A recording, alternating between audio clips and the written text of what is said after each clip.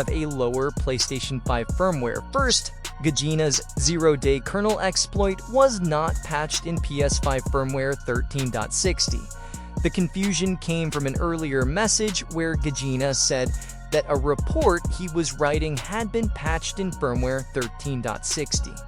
Some people took that statement and assumed he was talking about his zero-day kernel exploit. Gajina later responded directly to that, and he asked whether he had ever said the zero-day kernel exploit was fixed. That clarification tells us the earlier message referred to another report, not the zero-day exploit people were discussing. So this is the key correction from where 13.60 did not patch Gajina's zero-day kernel exploit based on his direct clarification. However, there is still an unknown part of the story. We do not know what the separate report covered. It may have involved another kernel issue, or it may have involved user land honorability. Until Gajina or another researcher or developer provides more information, we should not label that report as either one. Now, we also saw that EchoStretch shared an image showing Pastafly version 1.09 running on a retail PlayStation 5 with firmware 13.60. So it is very cool that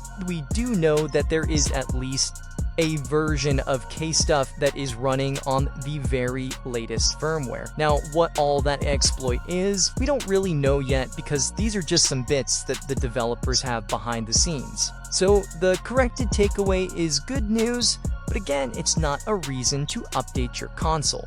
The second part of this update concerns CSS font face and the PlayStation 4. So back in June of this year, Nathan Fargo in UFM42 published a technical write-up called From CSS Font Face to ARW, a PlayStation WebKit exploit write-up. Now, ARW means arbitrary read and write, so in simple terms, this type of capability gives a researcher controlled access to memory inside the affected process, and this can be an important building block, but it does not automatically equal a console jailbreak. This work is about a WebKit userland entry point, and that WebKit is the browser engine that's used by the PlayStation browser environment. So a browser vulnerability here can provide you the first steps into the system, but researchers generally need additional vulnerabilities and support work to move beyond the initial userland access. Doja Union had previously reported that this WebKit userland work functioning through the PlayStation 4 Firmware 11.02. There was also a correction to the reported cutoff. The cutoff is Firmware 11.50 and not 11.52.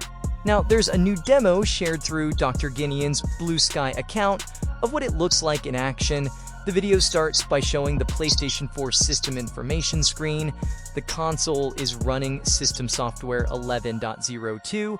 It then moves into the browser and loads the CSS font face use after free exploit page. On that screen, we see the exploit output progress through multiple stages. This is useful because it shows the work operating on a real PlayStation 4 hardware instead of appearing only a source code or a written claim. So that is meaningful progress, but it is important to keep the result in perspective. This video is just a technical demonstration. It's not a new one-click public jailbreak, and it doesn't mean that every user on firmware 11.02 can't immediately install Homebrew using this method. What it does show us is that the CSS font face work is active on this firmware and that researchers are continuing to validate the pieces needed for a larger chain. Okay, so here is the bottom line on the PlayStation 5. Gajina zero-day kernel exploit was not patched in firmware 13.60. The earlier message was about a different report, and we do not know whether that report involved a kernel or userland issue. And then on the PlayStation 4, the CSS font face WebKit work has been demonstrated on real hardware using firmware's 11.02. So that is encouraging research progress, but again, it is not a finished public jailbreak. So for both stories, the safest advice remains the same. Stay on the lowest firmware possible if wanting to run Homebrew matters to you. Now I want to hear from you. Does the 13.60 clarification change your plans, or are you just going to stay on the lowest firmware possible? And if this episode helped you, please like the video, subscribe to the channel, and share it with somebody else following the PlayStation scene. Anyways, thanks for watching, and I'll see you in the next one. Michael